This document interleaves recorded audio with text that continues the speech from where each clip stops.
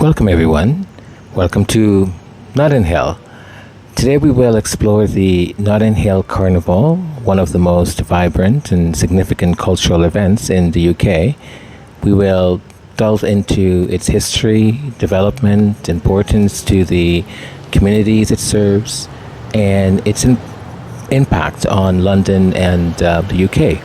We'll also discuss the challenges it has faced, including issues of discrimination and racism, and consider whether it holds the same traditional and cultural status as other UK events like the Royal Ascot or Order of the Garter.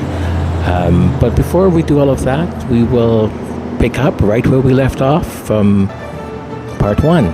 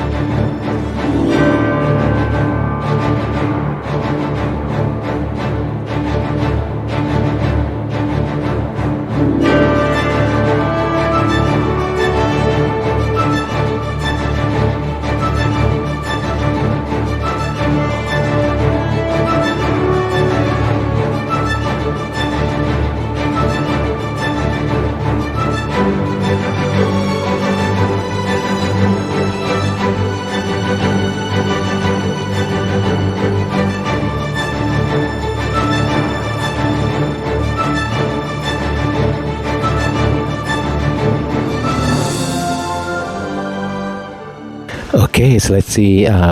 Let's get another comment, and let's get Rosie. Rosie, let's see what Rosie said. So Rosie said the royal family could have put a stop to the lies from the British media about Harry and Meghan. They have failed to do so. This has been going on for years. Surely it must be stopped. I'm in my 70s, and I'm shocked at the royal family's behavior. The late Queen upended and Princess Diana must be turning in their graves. Thank you. Oh, Rosie.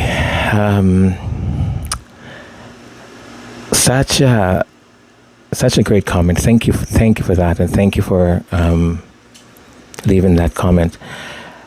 I look. I think you're absolutely right. They could have, but they haven't. And I have gone through this if a million times. It's that count is short, because there's so many things that I look at and what I would assume we take as logical, or where we would say, well, the next step would be this or that. They've done none of it. Absolutely none of it. And we know the tragic end that Princess Diana had. I have my own theories about, what happened. Everyone have their own. But this man, he's a father, he's a grandfather. And I completely understand that there are emotional baggage that he brings with him, that he has carried. I completely understand that there's trauma that happened in his early childhood, that happened in his teenage years. I get it. But at some point, you've got to let go of that, and you've got to grow up, right? I remember once on one of Oprah's shows, I think was a repeat or something, she was talking about abuse and trauma that stems from it. And she talked about her own abuse. And I'm paraphrasing this a little bit because this was a while ago. She said something to the regard that for a long time she carried this burden. She blamed the person, she resented, she had this heavy kind of hate.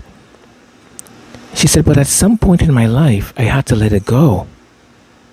I couldn't blame everything on what had happened to me. Right? You are 25, you're 30, you're 40, you're 50, you're 60.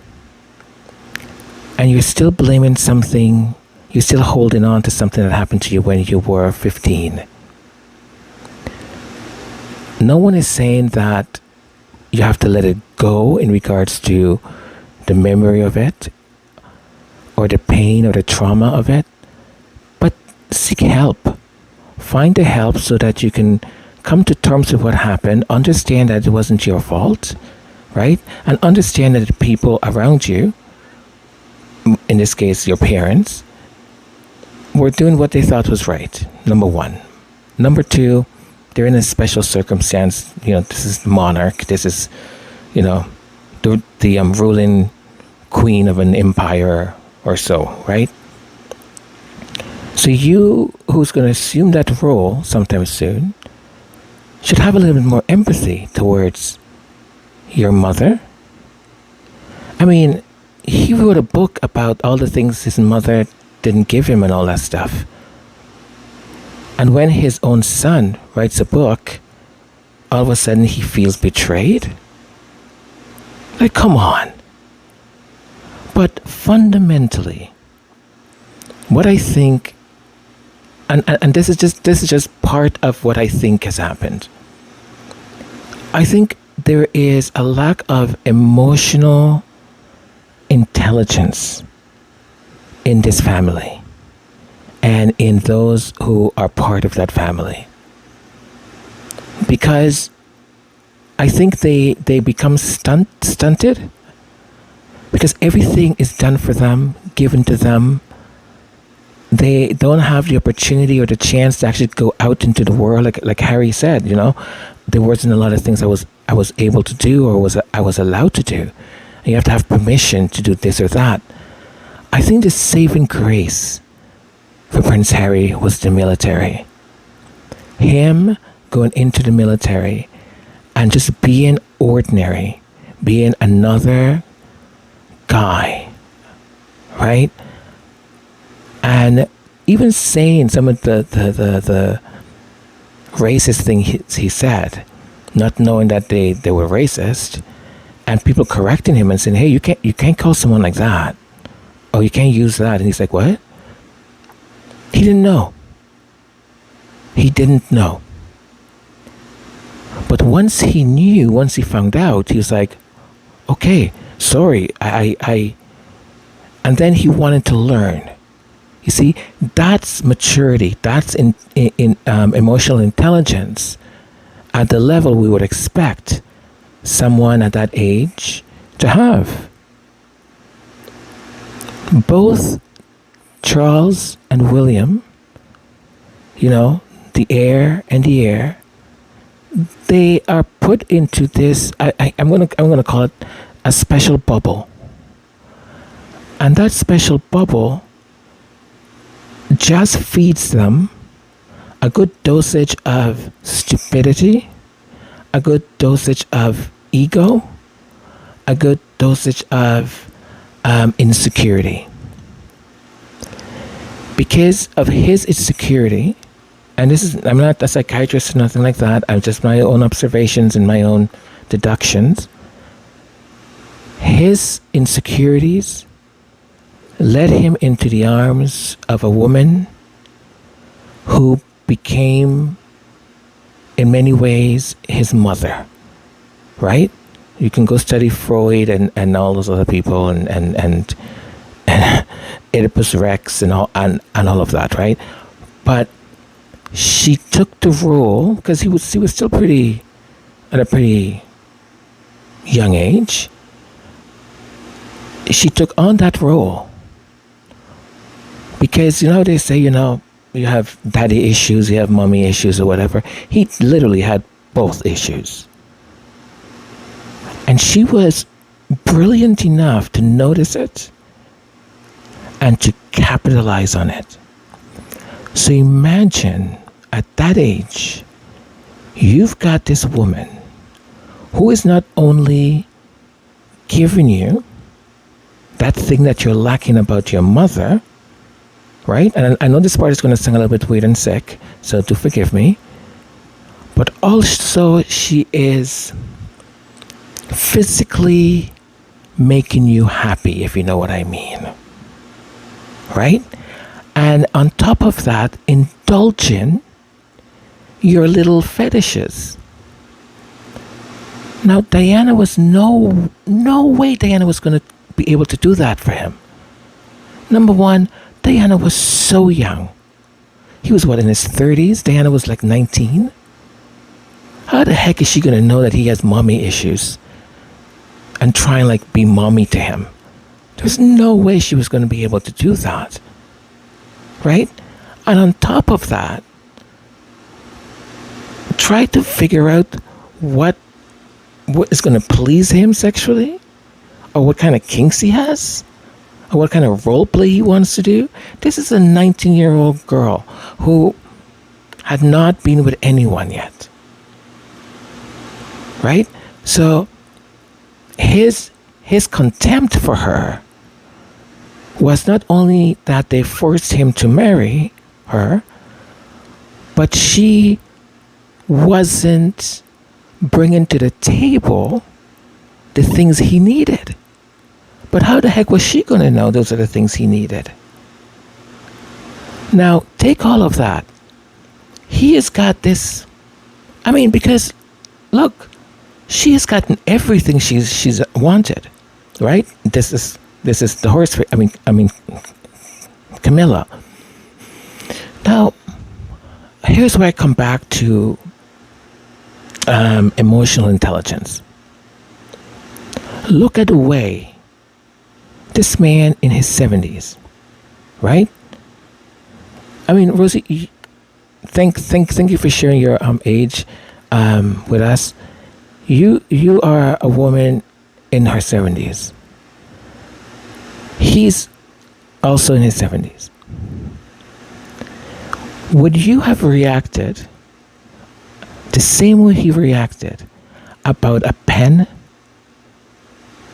in front of the entire nation, in front of the entire world, and the way he it was just, I was watching live, and when he did that, I went, what just happened?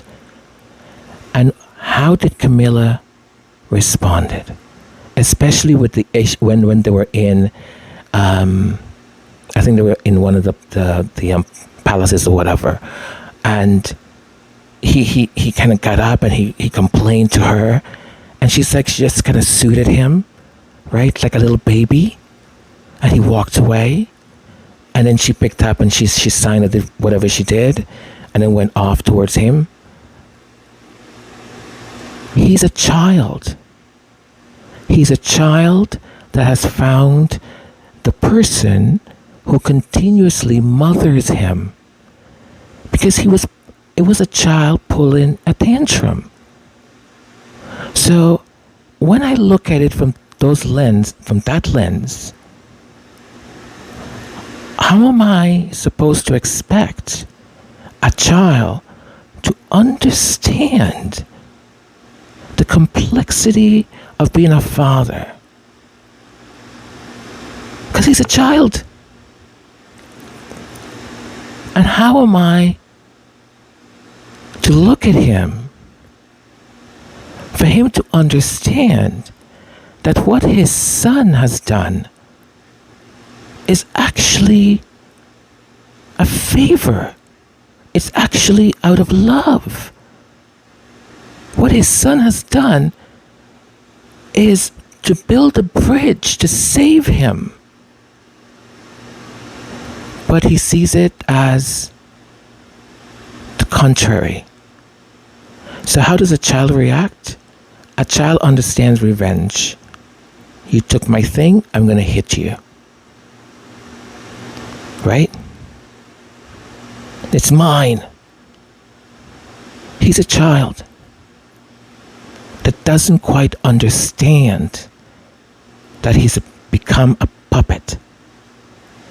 And I'm afraid that his son, the heir, who has followed, it seems, his footsteps, married because they told him he needs to marry.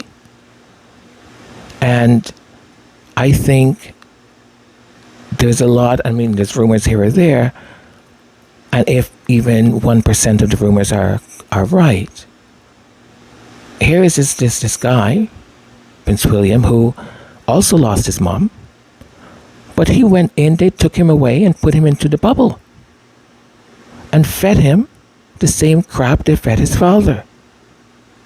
But you see, there's additional things happening there with him. Now, whether it's his trying to understand his sexuality, whether it's certain things he likes or not, and how is that going to affect his role as the heir? Now think about this. There's all these people that no one sees. We don't see them, right? Diana spoke about them. Meghan and Harry referred to them. Even the late Queen referred to, the people who ultimately make the decisions. They know all this stuff about you. They know everything about you. They know you like, as Baron would say, pulled pork or whatever, right? They know. They know your secrets. They know what they allow you to do, what they don't allow you to do. These are the people pulling the strings in any corporation. This is a firm, this is a corporation. There's the face of the firm, there's the face of the corporation, and there's the people behind the corporation. How many times in research, I have looked at a company and I'm thinking, who owns this company? And I'll be looking and I'm like, oh, okay, well, it has a board of directors, the CEO, blah, blah, blah. So then the sort of normal stuff, right, that you see in any big corporation. But you have to know and be knowledgeable enough as to how to search, where to search, to actually find out who actually owns that company. It's hard because they have all these subsidiaries, and this is a subsidiary of that, is a subsidiary of this, is a subsidiary of that, is a subsidiary of that. So it's like 20 different corporations and shell companies and hidden companies. So you have no idea who ultimately owns it. So I don't want to be a conspiracy theorist or anything like that, and I try to avoid all of that. But when I think about this, and I take 20 steps back, and I look at it as objective as I can, it's hard for me to understand and justify why a father would allow the things he has allowed to happen to Harry, to Meghan, and to his grandkids. If it weren't for someone else telling him this is the right thing to do, and if he truly has zero emotional intelligence, he's a child that is being fed a good dosage of revenge, a good dosage of they're against you, and he is just behaving like a child, a 70-plus-year-old child. And it's sad. It's really, really sad. Because, as I said in another episode, he has the potential to be such a change maker. Same as his son, same as William. But they're blinded by ego. They're blinded by how the firm and the institution raised them. Because they weren't raised by anyone else. They were raised by the institution. Right? Harry was left alone because he's just despair. Who cares about him? With the exception of when they needed to get something from him, meaning blame him for stuff, direct the attention to him, not to the heir. And I truly think whatever secrets that William has, the firm protects it. And the firm also tells him bluntly, would you want this to be published tomorrow in the Sun? Would you want this to be published in the Daily Vale? So here's our plan to handle your brother. Here's our plan to handle this. I'm not saying he's innocent. I'm not saying his father is, because they're cowards and they're complicit. That's what Harry has done, and that is why they will not stop until, God willing, like either the justice system or something, for the system to continue the way it is. Harry and Meghan cannot exist as an example. But the good news is that they already exist as an example. And the good news is that there are these people that Diana didn't have, that some may call the Sussex Squad, that have receipts. A bunch of people from across the world, a bunch of people from different ethnic backgrounds, different cultural backgrounds, a bunch of people of different demographic, different ages, different educational degrees that they've got, and independently thinking. And all of them, I include myself in that, all of them saw one particular thing happening and went, hang on a second. That is not right. That is not right. And soon, now we know, because there's articles now being written about how dangerous the Sussex Squad is, and all this barrage of nonsense, that they have taken notice. And I would say that in many ways, we, as people who understand and are seeing things as alternative media, I would say, I think we need to be prepared. Because these attacks, these articles being written by, these pseudo experts and so on, are very much so one-sided, because we can easily dismantle their argument. And it's very simple. If you're going to criticize the Sussex Squad for these things, have you done any research on these other people over here? Have you put them in your article? Have you talked about the things they do? Have you illustrated how they've been attacking Meghan Markle for the last 6 or 7 years? Have you taken into consideration any of that? And if you haven't, then you've been bought and paid for. Well, Rosie, that was a long-winded answer to your question. I don't know how else to answer it. Yeah.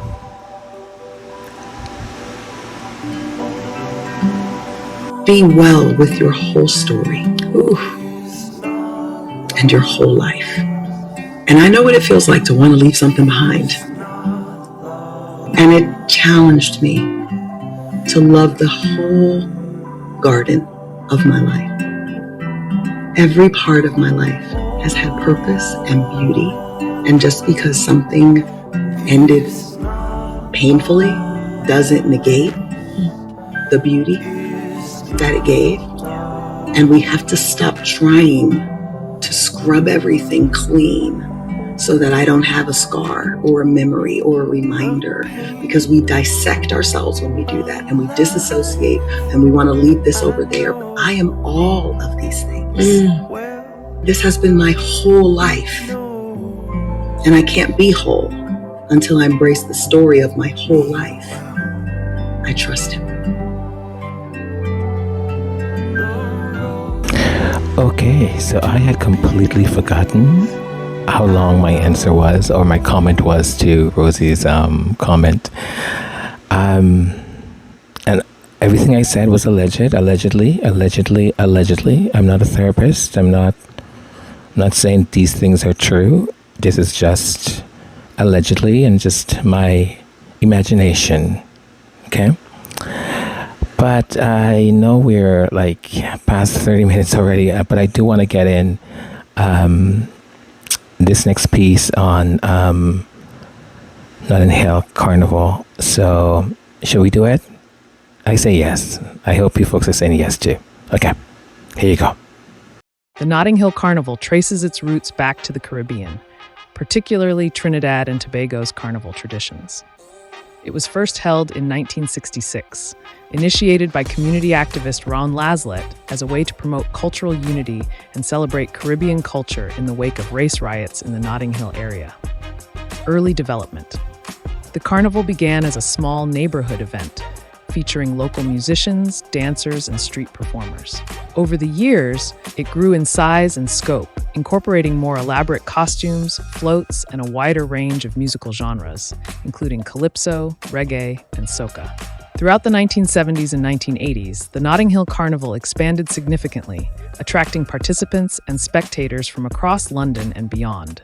It evolved into a major cultural festival with a vibrant parade, live music stages, and numerous food and craft stalls. Cultural significance. The carnival became a symbol of multiculturalism in London, celebrating the rich heritage and contributions of the Caribbean community. It provided a platform for cultural expression and fostered a sense of pride and identity among British Caribbean people. Amara, what are the positive sort of impact the festival or carnival brings in? What kind of impact it's had in the community and so on, if any, of course? Community cohesion. The Notting Hill Carnival plays a crucial role in promoting community cohesion and social integration. It brings together people of diverse backgrounds to celebrate Caribbean culture and fosters understanding and respect among different ethnic groups. Economic impact. The carnival generates significant economic benefits for London, attracting hundreds of thousands of visitors and boosting local businesses. It also creates job opportunities and supports the local economy. Cultural representation. For the Caribbean community in the UK, the carnival is a vital expression of their cultural heritage and identity. It serves as a reminder of their history and struggles, as well as their contributions to British society. Discrimination and racism. The Notting Hill Carnival has faced numerous challenges, including issues of discrimination and racism. In its early years, it was often met with hostility and prejudice from certain segments of society, including the police and media. Media attitude. The media's portrayal of the carnival has sometimes been negative, focusing on incidents of crime and disorder rather than the positive aspects of the event. This has contributed to a perception of the carnival as problematic, despite its cultural significance. Policing and safety. The carnival has also faced challenges related to policing and safety. Concerns about public order and security have led to increased police presence and measures, sometimes resulting in tensions between the authorities and participants. Well, Amara, I know the carnival has grown so much. I think it's the largest street festival in all of Europe. In all of its existence, right, since the 1960s, has any of the members of the royal family attended, given any speeches, gone to see the floats or the costumes or anything like that in the years that have passed? And also, how would you compare it? I mean, the comparison is kind of silly, but I'm looking at how would you compare a little bit of how the Notting Hill Carnival is sort of treated versus Royal Ascot or the Order of the Garter? Great question, Antonio. You would think that they would be front and center, especially having such a large British Caribbean population. But the answer is no. The first time the carnival saw a royal was when Prince Charles, now King Charles III, and the woman that gaslight Princess Diana, concubine to Charles, celebrated the return of the Notting Hill Carnival in 2022. The then prince and concubine attended an event at the Tabernacle in West London to celebrate the carnival's return after it had not taken place since 2019 due to the pandemic. Traditional and cultural status. Unlike events such as the Royal Ascot or the Order of the Garter, which are deeply entrenched in the UK's aristocratic traditions, the Notting Hill Carnival is a grassroots cultural festival. It is not part of the establishment's traditional events, but rather a celebration of multiculturalism and diversity. Recognition and support. While the carnival has gained recognition and support over the years, it has not always received the same level of institutional backing as other traditional events. However, its importance as a cultural and community event cannot be understated. Antonio, back to you. Thank you, Mara. The Notting Hill Carnival is a vital and vibrant part of the UK's cultural landscape. It celebrates the rich heritage of the Caribbean community, promotes social cohesion, and contributes to London's economic and cultural life. Despite facing challenges related to discrimination, media portrayal, and let's be honest, and policing, the carnival remains a powerful symbol of multiculturalism and diversity. It stands apart from traditional UK events, offering a unique and invaluable contribution to the nation's cultural fabric. Absolutely. I don't care if you made the biggest mistake in your life, that you talked in class or you got a pink slip or you didn't do well in a test, you're still worth it. That's how life works. It just is. You are born worthy. You are born with that sort of seed, DNA seed, that tells you that you can transform your life. Have you always felt worthy? No, not at all. How did And you you know why overcome it showed? that? It showed in my relationships, in my friendships, and my relationship with men. It absolutely showed the sort of treatment that I allowed in my life, how I made myself small all the time. Absolutely.